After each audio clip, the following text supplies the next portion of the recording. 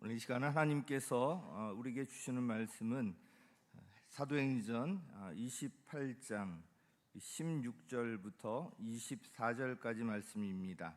사도행전 28장 16절부터 24절까지 우리 각 가정에서도 직접 찾아서 우리 성경을 같이 읽도록 하겠습니다.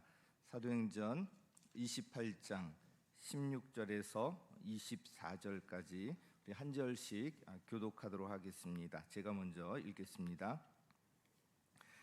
우리가 로마에 들어갔을 때 바울은 그를 지키는 병사 한 사람과 함께 따로 지내도 된다는 허락을 받았다.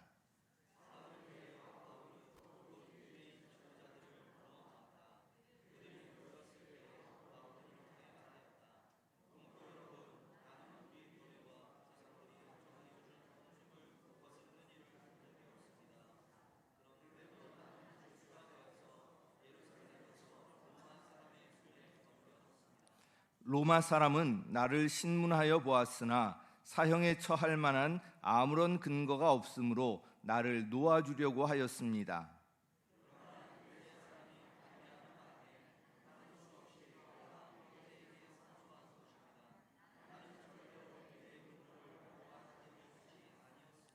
이런 까닭으로 나는 여러분을 뵙고 말씀드리려고 여러분을 오시라고 청한 것입니다. 내가 이렇게 쇠사슬에 매여 있는 것은 이스라엘의 소망 때문입니다.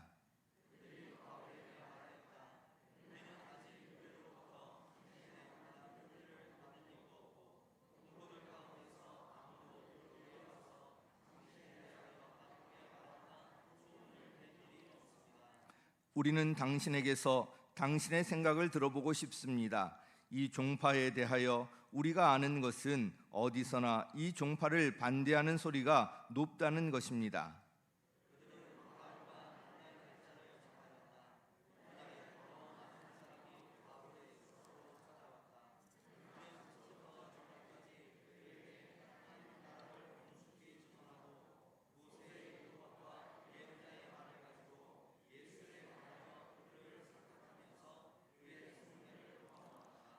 함께 읽겠습니다.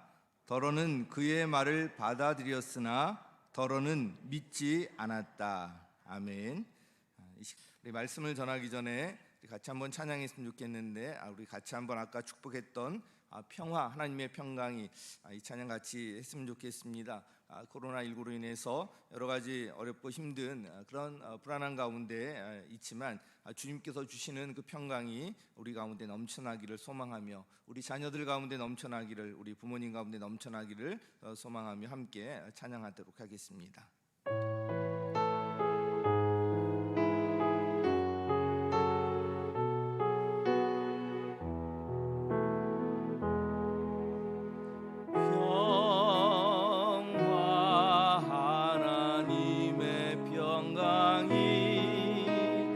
당신의 삶에 넘쳐나기를 평화 하나님의 평강이 당신의 삶에 가득하기를 축복한 우리 옆에 계신 분들 손 내밀어서 축복하면서 찬양합니다.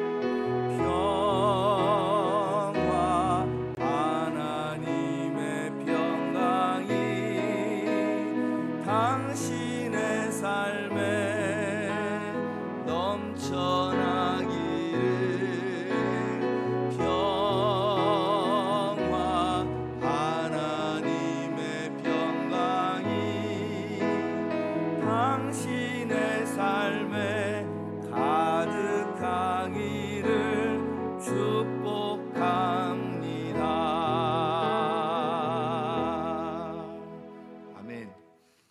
주님의 은혜와 평강이 여러분의 삶과 또 가정과 직장과 자녀들과 모든 행사들 위해 넘쳐나시기를 예수님의 이름으로 간절히 축원합니다. 오늘은 사도행전 28장에 있는 말씀을 가지고 바울이 로마에서 어떻게 복음을 전했는가, 그 교훈 몇 가지를 좀 살펴보려고 합니다. 오늘 어버이 주일인데 제가 칼럼에 어버이 주일에 대한 것 그리고 저희 어머님에 대한 것도 간략히 기록했습니다. 나중에 한번 읽으시면서 우리 부모님을 더 생각하셨으면 좋겠습니다. 사도 바울 일행이 죽음의 고비를 넘기고 나서 여러 가지 우여곡절 끝에 마침내 로마까지 도착하게 된 것, 이것까지 제가 말씀을 드렸습니다. 험난한 여정에 지칠 대로 지쳐 있었던 이 바울은요, 이 소식을 듣고 멀리까지 마중 나온 로마 신도들을 보면서 큰 위로와 용기를 얻었습니다. 저도 목회를 하다 보면 힘들고 지칠 때가 있는데 물론 하나님을 믿고 의지하지만 성도님들을 통해서 새로운 힘을 얻는 경우도 많습니다. 특히 믿지 않는 영혼들을 구원하여서 예수님의 제자로 만들기 위해서 이 교회가 해야 할 이 일에 집중하며 최선을 다해서 앞장서서 섬기시는 분들의 모습을 볼 때마다 든든하고 큰 힘이 됩니다. 무엇보다도 믿지 않던 사람들이 예수 영접 모임에 들어와서 예수님을 영접하고 주일 연합 예배 때 침례를 받으며 침례 간증을 할 때, 또한 목자로 세워지고 분가식을 할 때, 목장과 사무 공부를 통해서 성도들의 이 변화되는 모습을 볼 때, 그리고 성도님들이 목회에 적극적으로 협력할 때 정말 감사하고 큰 힘이 됩니다. 사실은 제 마음속에 오늘 이 자리에 올라서자마자 너무 기쁨이 넘쳤어요. 왜 그런지 아시죠? 앞자리부터 딱 채워서 앉으셔가지고 굉장히 이제 기쁨이 넘치고요. 이렇게 좀 애쓰시는 모습들을 보면 누구나 피하려고 하는 여기를 먼저 이렇게 오시는 이런 모습 보면 참 감사합니다. 제가 지난 주일에 삶 공부 들으시라고 그렇게 호소를 했음에도 불구하고 많은 분들이 삶 공부에 등록을 하지 않으셨어요. 불과 10여 명밖에 등록을 안 하셨어요. 그런데 꼭 필요한 분들이 이제 등록하셨다는 생각이 들고, 그래도 말씀을 듣고 이렇게 반응하는 분들이 계셔서 얼마나 감사한지 모릅니다. 아직 기회가 있습니다. 이제 로마에 도착한 사도 바울은 주 예수의 신분이기 때문에 비록 자유가 제한되어 있었지만 그를 지키는 병사 한 사람과 함께 또 따로 지내도 된다는 허락을 이제 받게 됩니다. 그래서 16절에 보면 나와 있는데 우리 함께 읽겠습니다. 시작. 우리가 로마에 들어갔을 때 바울은 그를 지키는 병사 한 사람과 함께 따로 지내도 된다는 허락을 받았다. 참 이게 큰 은혜입니다. 쉽게 말하면 가택연금 상태였습니다. 코로나19로 인해서 확진자를 접촉했거나 해외에서 입국해서 2주간 자가격리를 경험했던 분들은 이렇게 갇혀 있는 것이 얼마나 힘든 일인지 잘 아실 것입니다. 지난달 초에 저희 둘째 아들도 해외에서 입국했기 때문에 2주간 자가격리를 해야 했는데 나중에 저희 아들이 그런 말을 했습니다. 밖에 못 나가니까 우울하대요. 우울증 걸릴 것 같대요. 밖에 나갈 수 있는데 안 나가는 것과 나갈 수 없어서 못 나가는 것, 이건 정말 천지 차이인 것 같습니다. 그만큼 어디에 갇혀 있다는 것이 쉬운 일이 아닌데 사도 바울은 2년 동안이나 이런 상태로 지냈습니다. 그것도 병사의 감시를 받으면서 지냅니다. 얼마나 그러니까 답답했겠습니까? 이것은 애초에 사도 바울이 로마에 가서 복음을 전하고자 생각했던 것과 다른 것이었습니다. 사도 바울은 로마에 와서 전에 전도 여행을 했을 때처럼 원하는 곳에 방문해서 자유롭게 복음을 전하기를 원했을 것입니다. 그런데 지금 현실은 생각했던 것과 상당히 달랐습니다. 그러나 이렇게 답답하고 자유가 제한되어 있는 상황에서도 그는 많은 사람들에게 복음을 전합니다. 오히려 지휘 고하를 막론하고요, 더 많은 사람들에게 복음을 전했고요, 열매도 아주 풍성했습니다. 바울은 갇혀있는 상황에서 어떻게 이렇게 복음을 전할 수 있었을까요? 로마에서 바울의 이 전도하는 모습을 통해서 하나님께서 우리에게 주시는 교훈이 있습니다. 본문을 기초로 해서 몇 가지 살펴보도록 하겠습니다. 그 첫 번째는 환경에 매이지 않고 적극적으로 사역했다는 것입니다. 우리 같이 읽겠습니다. 시작. 적극적으로 사역했다. 우리 각 가정에서 지금 읽고 계시는 것이죠. 읽고 계시죠. 온라인으로 예배에 참여하시는 분들도 읽으시기 바랍니다. 우리 한 번 더 한번 읽겠습니다. 시작. 환경에 매이지 않고 적극적으로 사역했다. 바울이 이 로마에 도착했을 때 오랜 시간을 거쳐서 그것도 먼 길을, 그것도 죽을 고비를 넘겨가면서 왔기 때문에 몹시 지쳐 있었을 것입니다. 그래서 쉬고 싶었을 거예요. 게다가 죄수 신분으로 가택에 연금되어 있었기 때문에 자유도 제한되어 있었습니다. 환경적으로 보면 복음을 전할 환경도 안 되고 복음을 전할 그런 체력이나 여력도 거의 없는 상황이었습니다. 그럼에도 불구하고 바울은 도착한 지 사흘 만에 그 유대 지도자들을 초청해서 이제 사역을 시작을 합니다. 17절에 나와 있는데요. 17절 같이 한번 읽겠습니다. 시작. 사흘 뒤에 바울은 그곳 유대인 지도자들을 불러 모았다. 그들이 모였을 때 바울은 이렇게 말하였다. 바울에게는 동족인 유대인들 구원을 향한 간절한 소원이 있었습니다. 비록 이방인의 사도로 부름을 받았지만 그래서 바울은 어디를 가나 먼저 유대인 회당을 찾았고 유대인들을 내게 복음을 전하려고 힘썼던 것입니다. 로마에 도착해서도 바울은 그곳 유대인 지도자들을 먼저 불렀습니다. 그리고 자신이 어떤 상황에서 죄수의 신분으로 이곳까지 오게 되었는지, 자신에게는 죄가 없다는 것, 그리고 절대로 자신의 민족을 해하거나 고발하려고 온 것이 아니라고 적극적으로 해명하면서 혹시 있을지도 모를 유대인들의 오해를 풀려고 했습니다. 바울이 이렇게 한 것은 유대인들의 방해를 받지 아니하고 복음을 전하려고 하는 것, 이것과 함께 또 로마에 있는 유대인들에게 복음을 전해서 그들을 구원하려는 것이었습니다. 바울은 갇혀 있었지만 그런 환경이 그의 이 복음 전파 사역을 방해할 수가 없었습니다. 우리 23절도 우리 함께 읽겠습니다. 시작. 그들은 바울과 만날 날짜를 정하였다. 그날에 더 많은 사람이 바울의 숙소로 찾아왔다. 그는 아침부터 저녁까지 그들에게 하나님 나라를 엄숙히 증언했다. 자, 여기 보면 더 많은 사람이 여기 찾아왔다고 했어요. 아침부터 저녁까지 그들에게 하나님 나라를 엄숙히 증언했다고 말씀하고 있습니다. 이 갇혀있는 바울을 보며 사람들은 혹시 이렇게 생각했을지도 모릅니다. 이방인의 사도라고 하면서 열심히 일했는데 결국 감옥에 갇혔네. 참 안 됐다. 하나님이 정말 살아계시다면 사도 바울을 저렇게 내버려 두시지는 않으실 텐데 참 답답한 일이네. 뭐 여기저기서 그런 생각을 했을지도 모릅니다.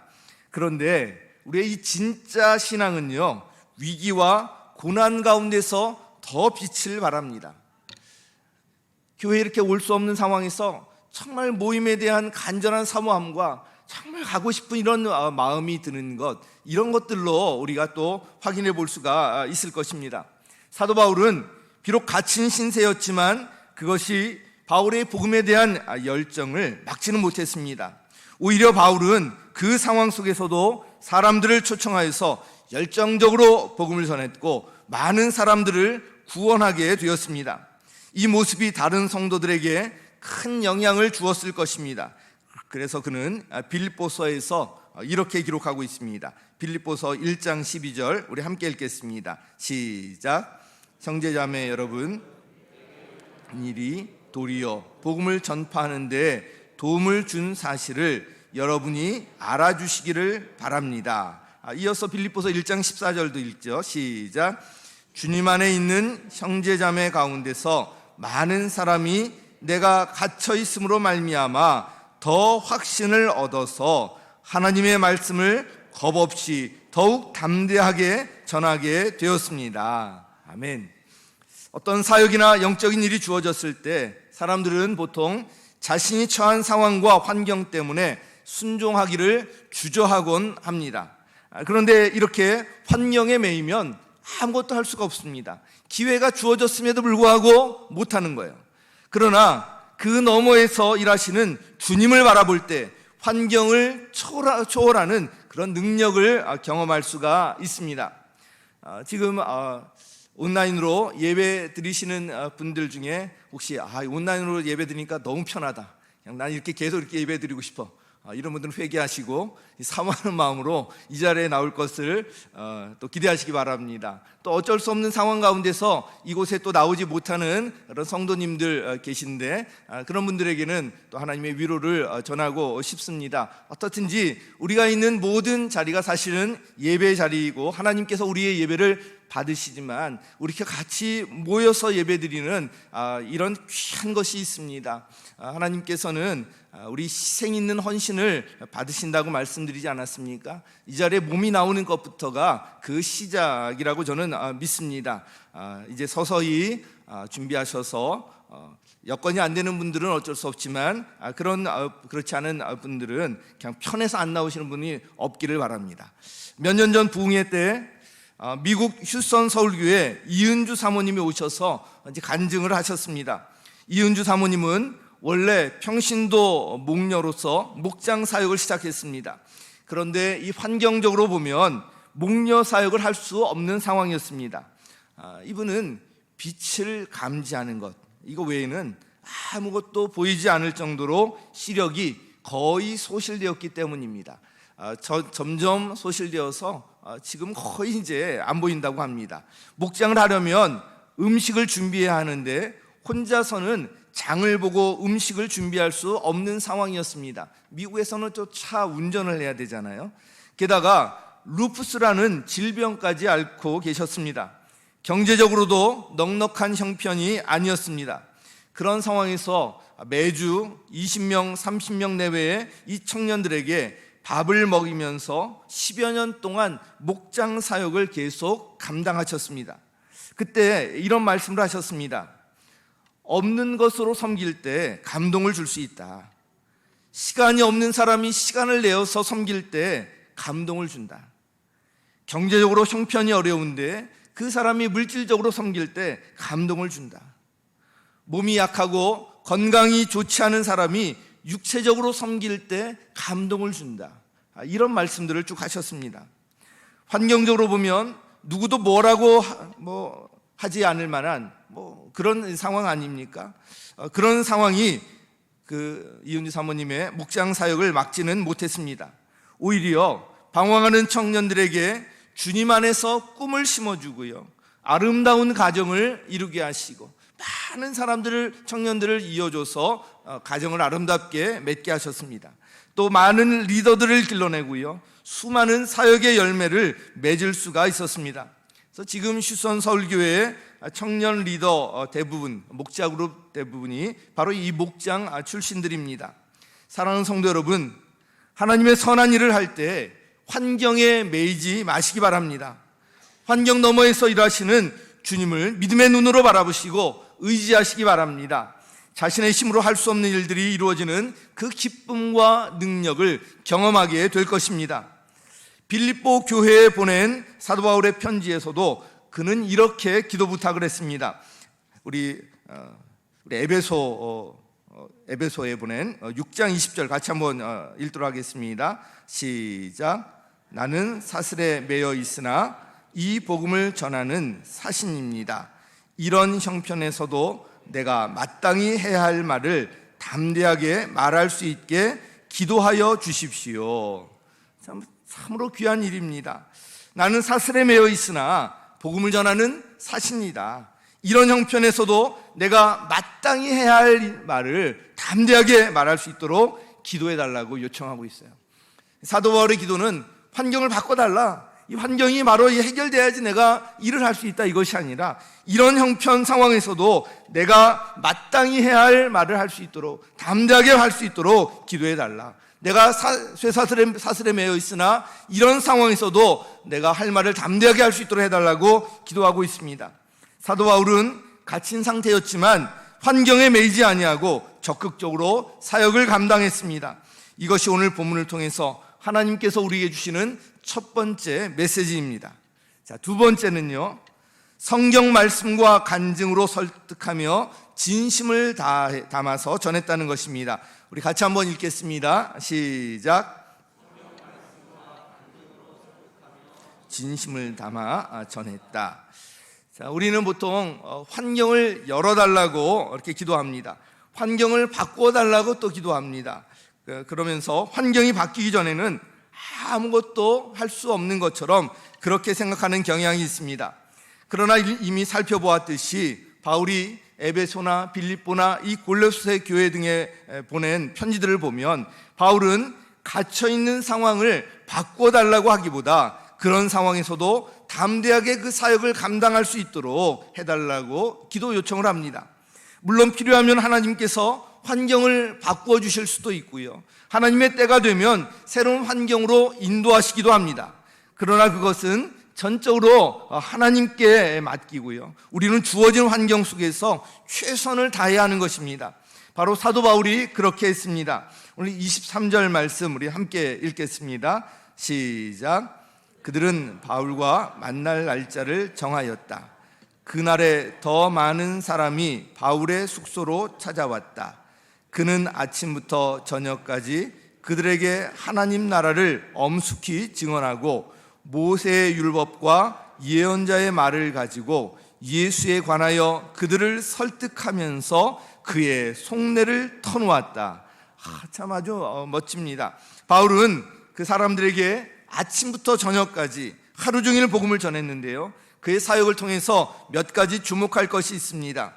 그가 복음을 위해 사용한 것은 모세의 율법과 예언자의 말, 즉 성경 말씀이었습니다. 그리고 그가 전한 복음의 핵심은 예수님에 관한 것이었습니다.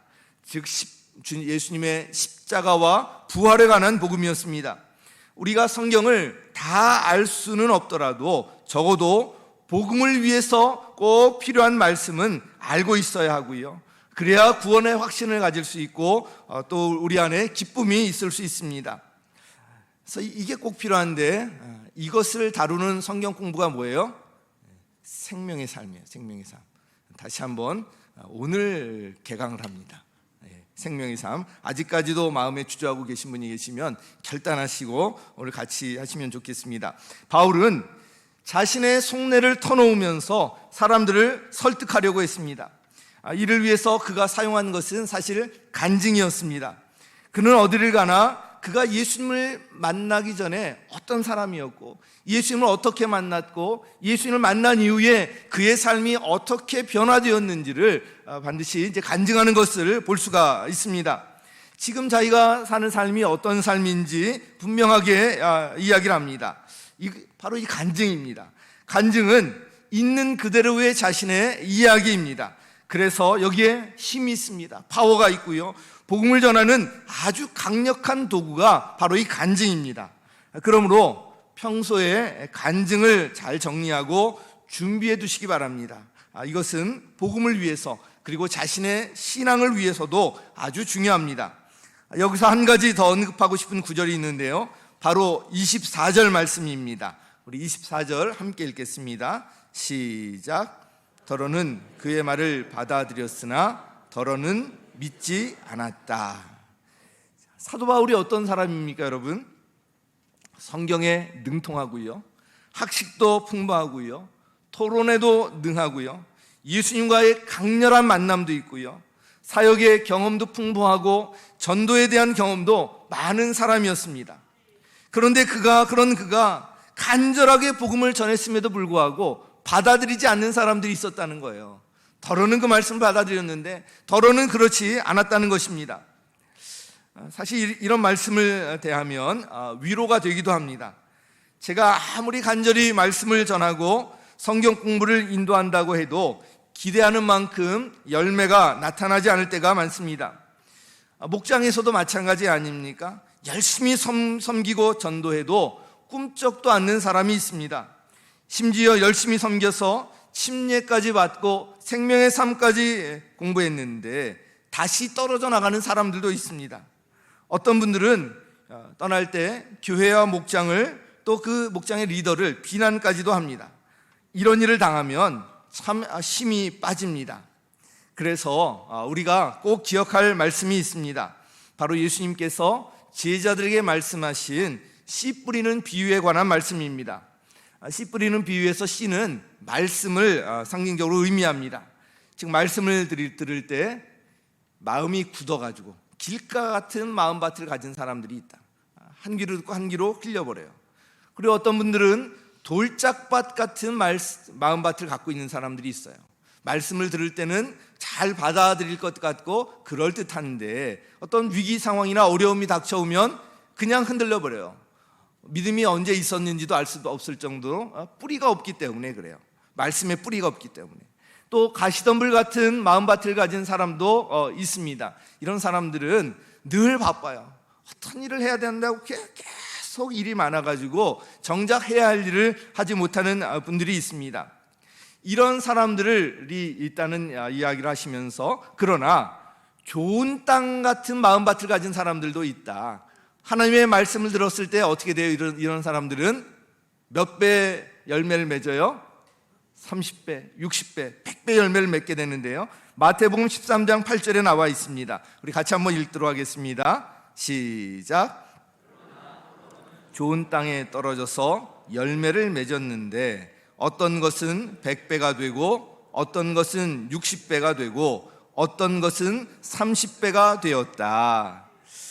자, 그런데 사실 이 말씀은 어떤 말씀인가 하면 예수님께서 복음을 전하러 나가는 제자들에게 주신 위로와 격려의 말씀이기도 했습니다.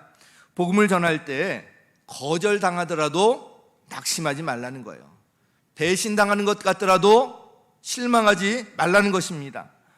더러는 좋은 땅 같은 마음밭을 가진 사람을 만나게 되고요. 그런 사람을 통해서 30배, 60배, 100배의 열매를 맺게 될 것이니 용기를 내라는 것입니다. 사랑하는 여러분, 전도는 벽돌 쌓기와 같습니다. 당장 열매가 없고 혹시 실패한 것 같더라도 그 영혼의 구원을 위해서 우리가 벽돌을 한 장 쌓은 것입니다. 주님께서 이것을 기억하시는 거예요. 우리는 성경 말씀과 간증으로 설득하면서 진심을 담아서 복음을 전하는 일에 충성을 다하면 되는 것입니다. 그리고 복음을 전하다가 열매가 없다고, 아무리 섬겨도 변하지 않는다고 낙심하지 마시기 바랍니다.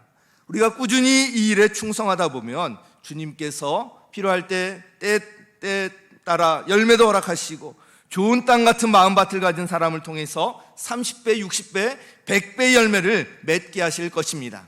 이런 믿음을 가지고 충성하는 거예요. 자, 사도 바울이 로마에서 이렇게 갇혀있는 상황에서도 이런 풍성한 열매를 맺으며 복음을 전하는 이 사역을 할 수 있었던 그런 비결이 어디에 있었을까? 두 가지 말씀드렸고요. 마지막 세 번째, 아주 또 중요합니다. 바로 기도가 뒷받침되었다는 거예요. 우리 같이 읽겠습니다. 시작. 오늘 본문에 보면 기도를 했다는 그런 내용이 구체적으로 나와 있지 않습니다.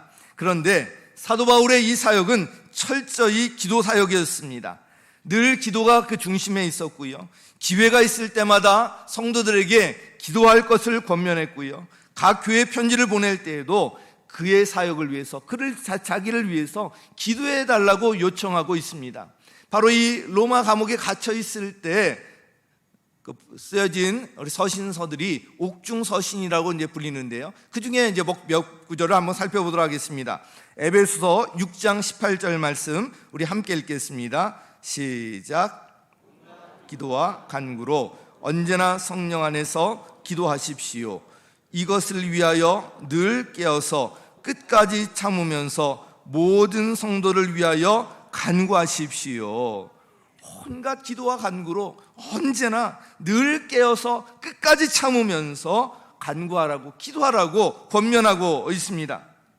그런데 이어서 자신을 위해서도 기도해달라고 요청하고 있습니다. 이어지는 에베소 6장 19절 우리 계속 읽겠습니다. 시작. 기도하기를 내가 입을 열 때 하나님께서 말씀을 주셔서 담대하게 복음의 비밀을 알릴 수 있게 해달라고 하십시오. 나를 위해서도 이렇게 기도해달라는 거예요. 자기 힘으로 자기 능력으로 할 수 있는 것이 아니라는 거예요. 하나님께서 도우셔야 되는데, 그래서 나를 위해서 이렇게 기도해달라는 거예요. 이런 상황에 있지만 담대하게 입을 열어서 복음을 전할 수 있도록 해달라고 기도 요청을 하고 있습니다. 사도 바울의 이 기도 요청의 핵심은 바로 복음이었습니다. 상황과 환경이 좋지 않을지라도 이 일만은 감당할 수 있도록 기도해 달라는 것이었습니다. 우리 이어지는 에베소 6장 20절 우리 한 번 더 읽도록 하겠습니다. 시작. 나는 사슬에 매여 있으나 이 복음을 전하는 사신입니다. 이런 형편에서도 내가 마땅히 해야 할 말을 담대하게 말할 수 있게 어떻게 해요? 기도하여 주십시오. 기도 부탁을 하고 있습니다. 골로새서도 옥중서신인데 거기서도 이렇게 이제 말씀하고 있는데요. 골로새서 4장 3절 우리 함께 읽겠습니다. 시작.